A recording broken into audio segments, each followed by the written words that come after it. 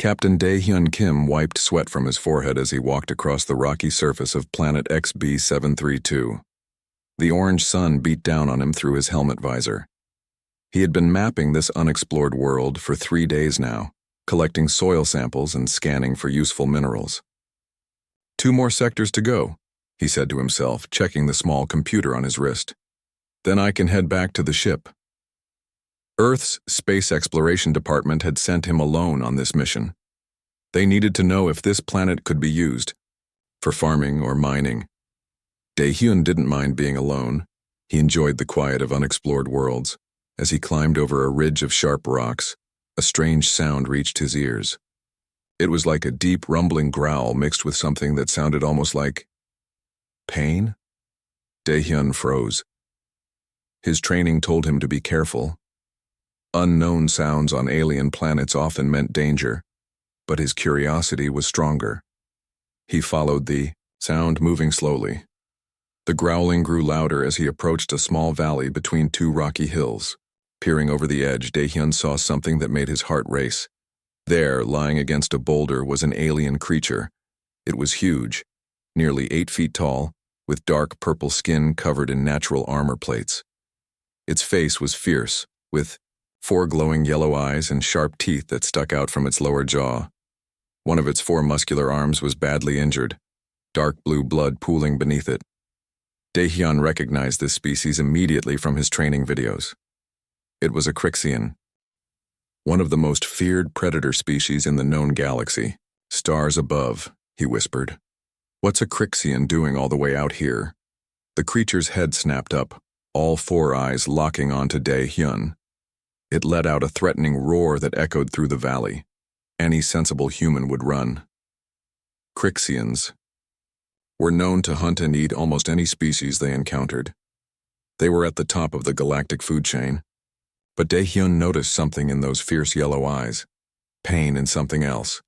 Fear. The Crixian tried to stand but collapsed back down with a growl of pain. More blue blood leaked from a wound in its side that Dae-hyun hadn't noticed before. Without thinking, Dae-hyun slid down the rocky slope toward the injured alien. His medical training took over. The creature was hurt badly and needed help. Easy there, big guy, Dae-hyun said softly, knowing the universal translator in his suit would convert his words. I'm not going to hurt you. The Crixian bared its teeth and snarled something in its own language. The translator took a moment before converting. Stay back, Prey. I will tear your head off even with my dying breath. Dae-hyun raised his hands slowly.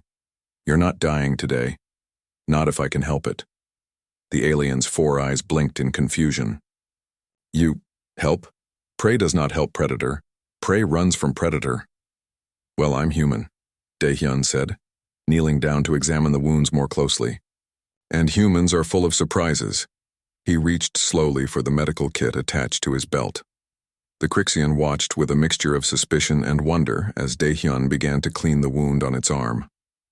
I am Taylor, the alien said after a long silence. Why does the human not fear Taylor? Dae-hyun smiled behind his helmet.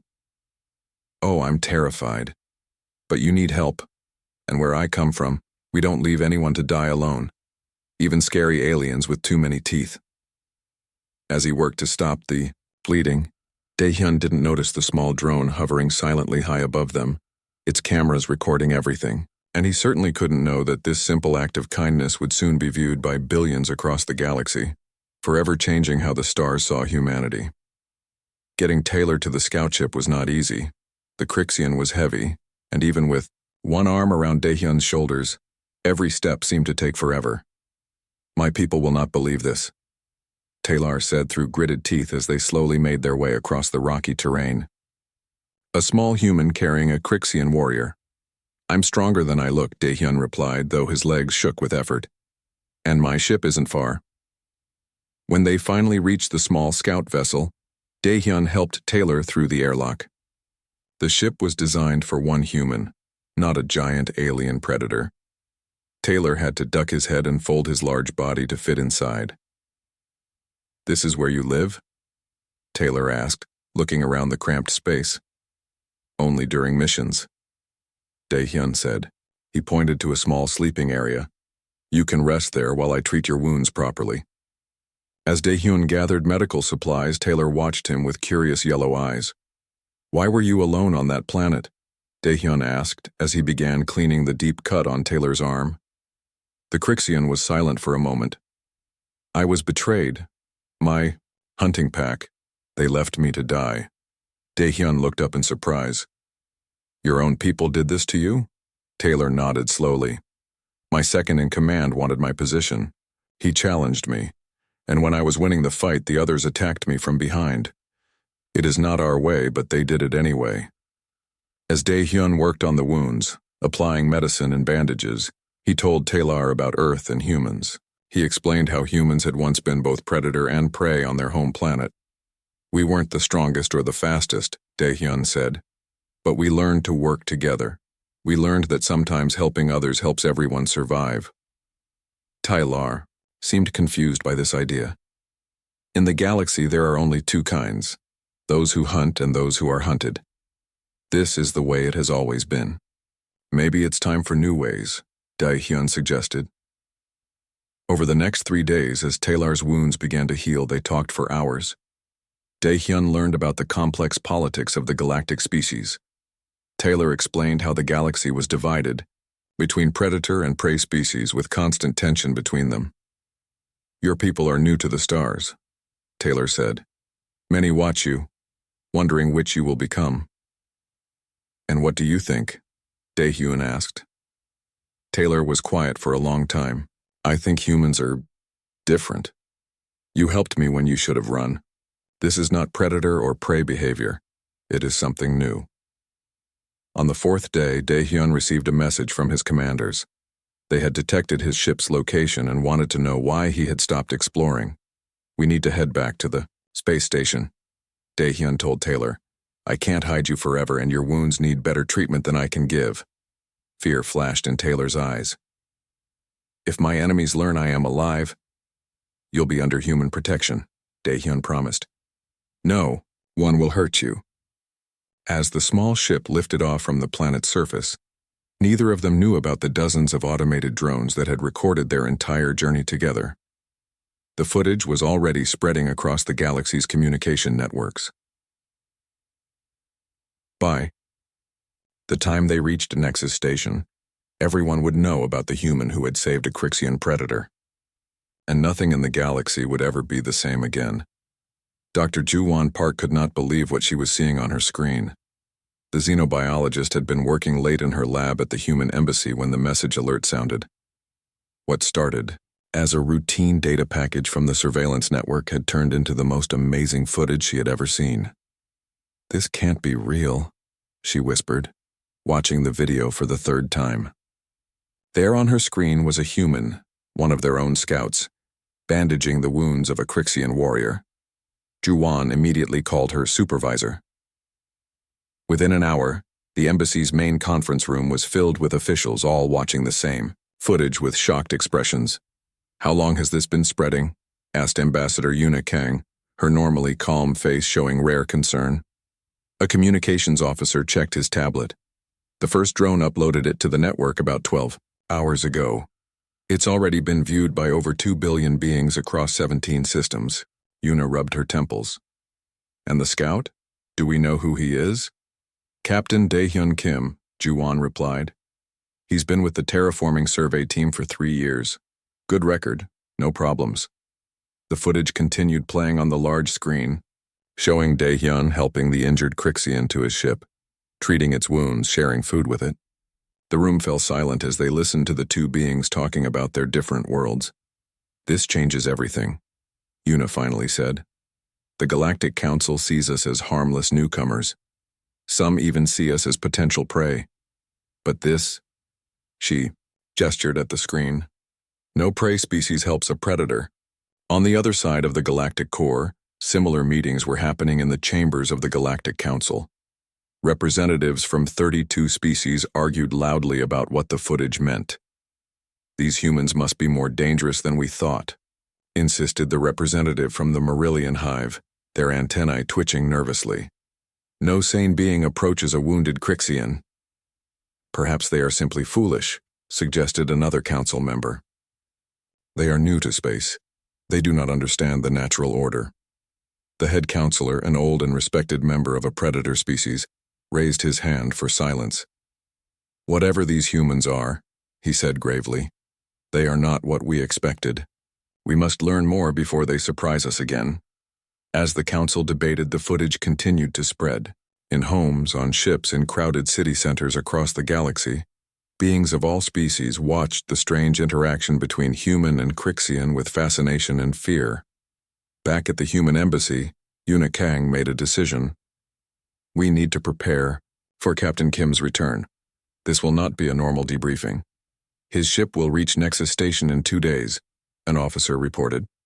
And Nexus Station hung in space like a giant metal flower, its 5 curved arms extending from a central hub. Ships of all sizes moved around it, entering and leaving the many docking bays. Dae-hyun stared through the view screen as his small scout ship approached. That's a lot more traffic than usual, he said. Beside him, Taylor shifted uncomfortably in the co-pilot seat that was far too small for his large frame. They are here for us, the Crixian said quietly. What do you mean? Dae-hyun asked. Before Taylor could answer, the communication system buzzed. A stern face appeared on the screen. Captain Kim, this is Security Chief Min-ho Lee. You are to dock at Bay 17. I repeat, Bay 17 only. Acknowledge.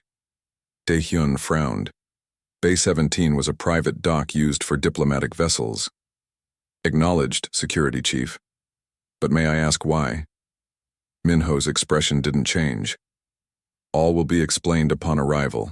Lee out. As they approached Bay 17, Dae-hyun could see a large group waiting for them. Men and women in the dark blue uniforms of station security stood in a tight formation. This doesn't look good, Dae-hyun muttered. Do you regret helping me now, human? Taylor asked. Dae-hyun looked at the alien he had spent the past week with. The Crixian's wounds were healing well, and there was something in those yellow eyes that hadn't been there before. Trust. No, Dae-hyun said firmly. I don't regret it at all. When they landed and the airlock opened, Security Chief Min-ho Lee was the first to step forward. He was a tall man with a serious face and alert eyes that missed nothing. Captain Kim, he said with a small bow. And, guest, please follow me quickly. We need to get you both to secure quarters immediately. As they walked through the station corridors, Dae-hyun noticed that all other travelers had been cleared away. Yet he could feel eyes watching from doorways and side passages. What's going on, Chief Lee? Dae-hyun finally asked. Min-ho glanced back at them. You don't know? The entire galaxy has seen you too. The surveillance drones on XB-732 recorded everything. Your rescue, your conversations in the ship, all of it has been transmitted across every major system. Dae-hyun stopped walking. What? But those drones only send data packets once a week to the nearest relay. One of them must have been damaged and sent an emergency broadcast, Min-ho explained. Either way, you're both famous now. Or infamous, depending on who you ask. They continued walking until they reached a large door marked Diplomatic Suite 3. Inside was a spacious room with furniture designed for both humans and larger species. You'll stay here until the ambassador arrives, Min-ho told them. There are guards outside for your protection, he added, seeing Dae-hyun's expression. After Min-ho left, Dae-hyun sank into a chair. This is crazy. I was just doing my job. Then I found you and now... Taylor moved to the window looking out at the stars. My people will come soon.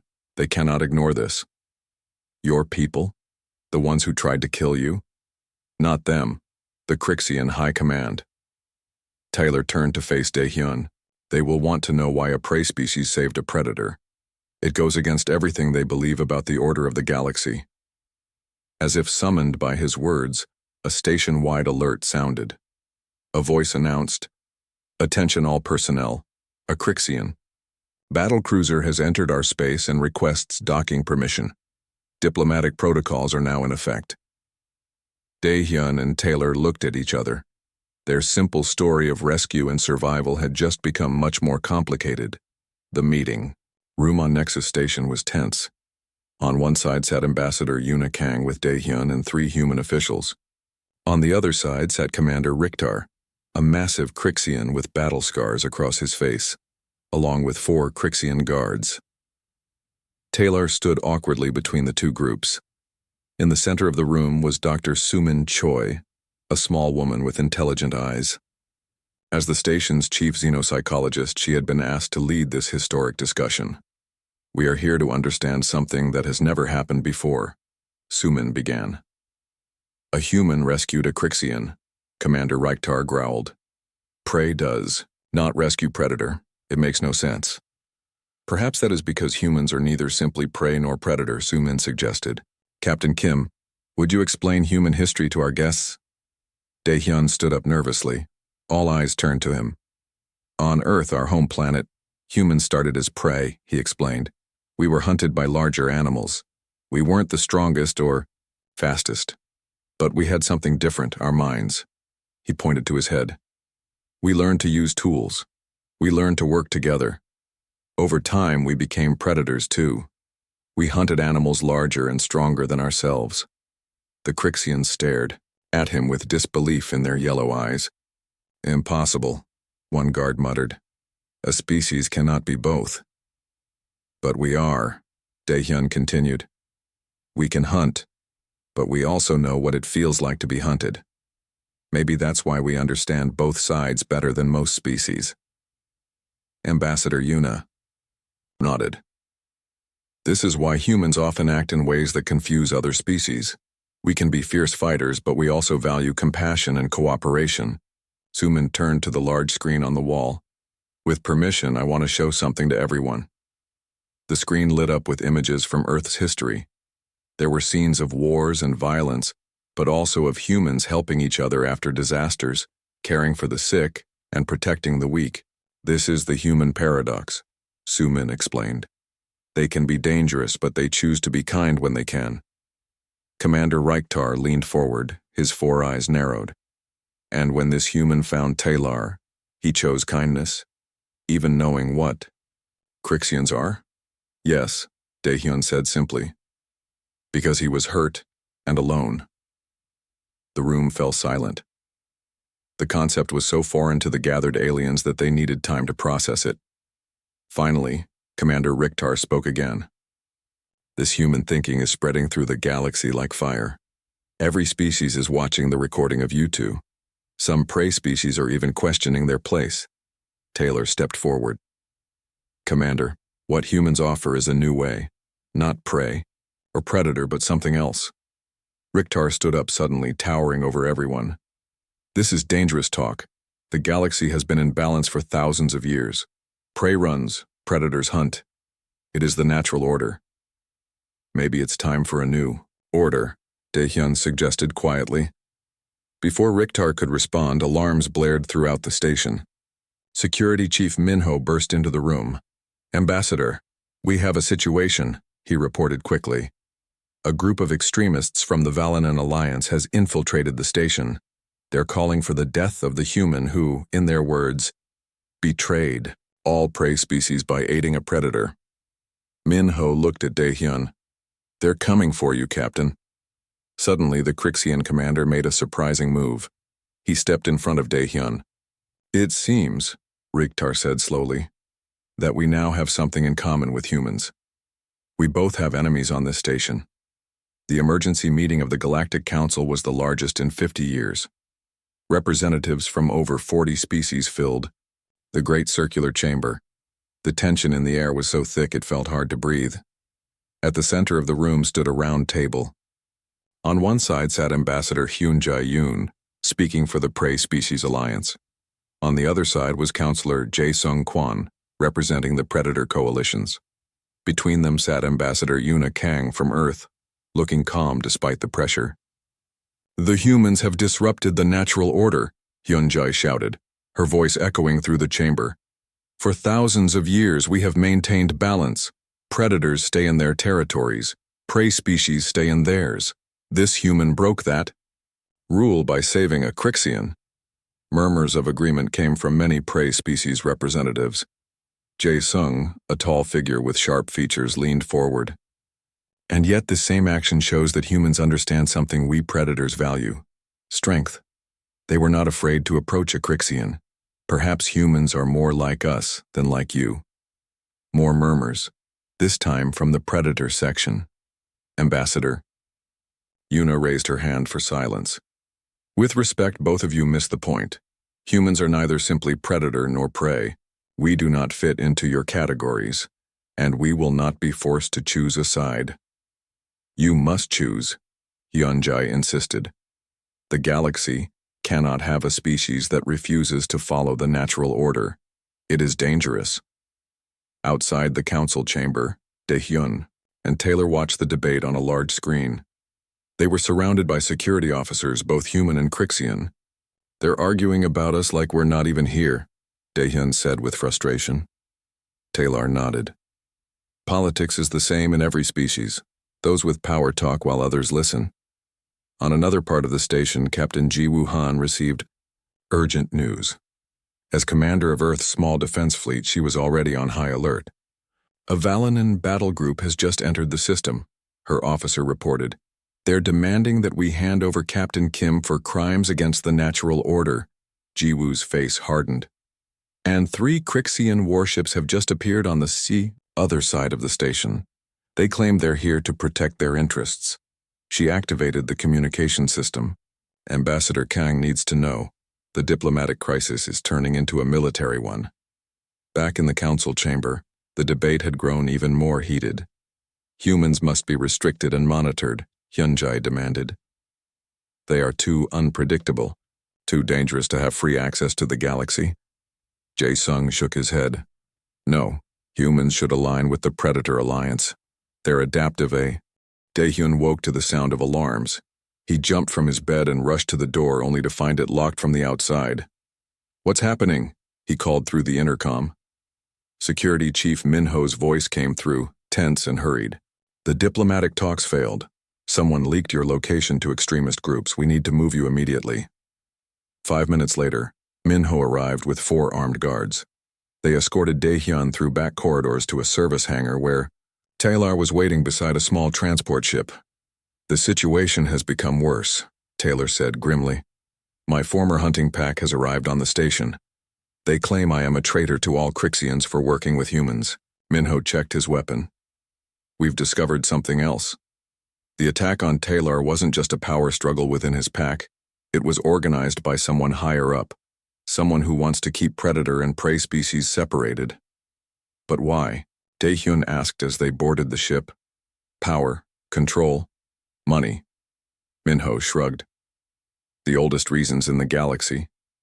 As their ship left the station, Daehyun looked back at the massive structure.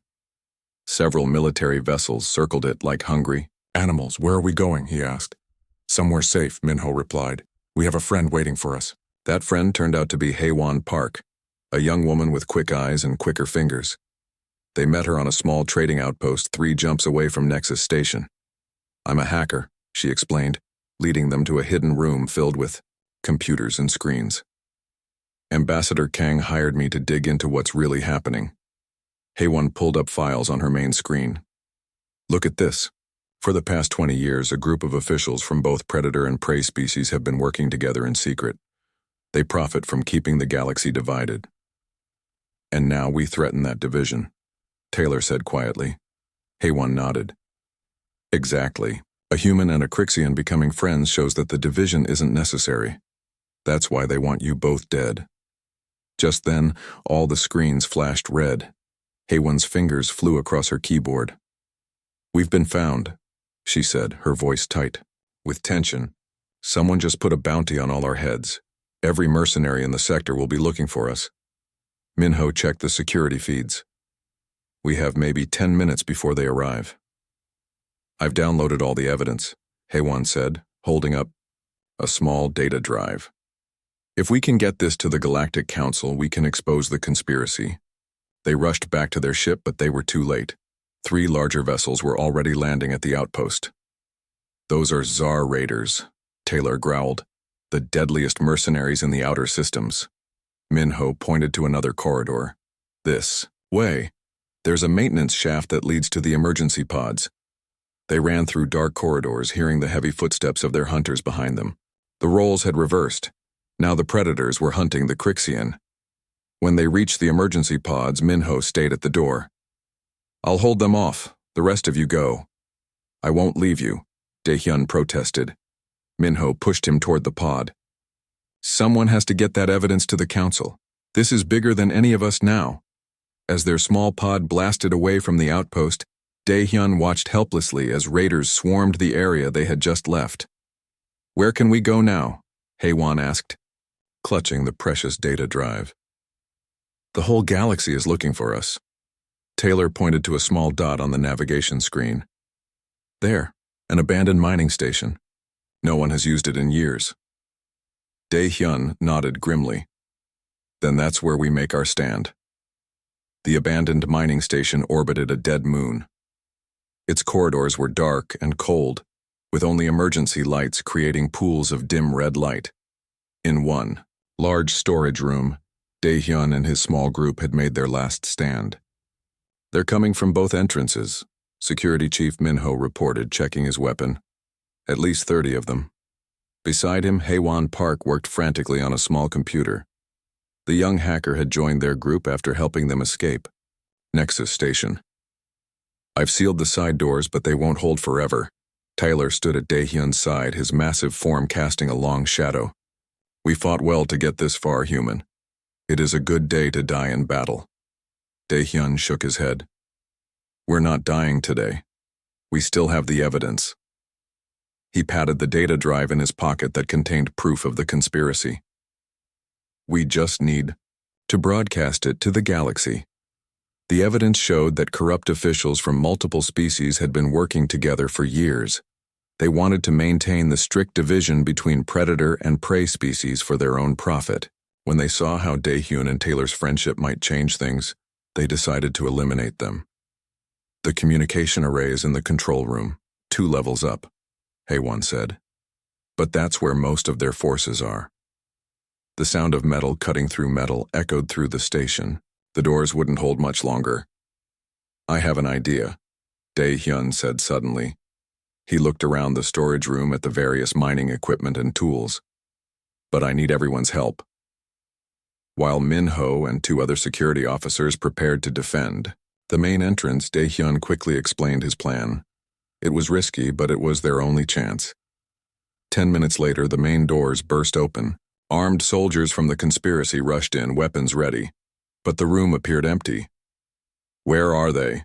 their leader demanded, scanning the shadows. Suddenly, the lights went out completely. In the darkness, strange sounds filled the room.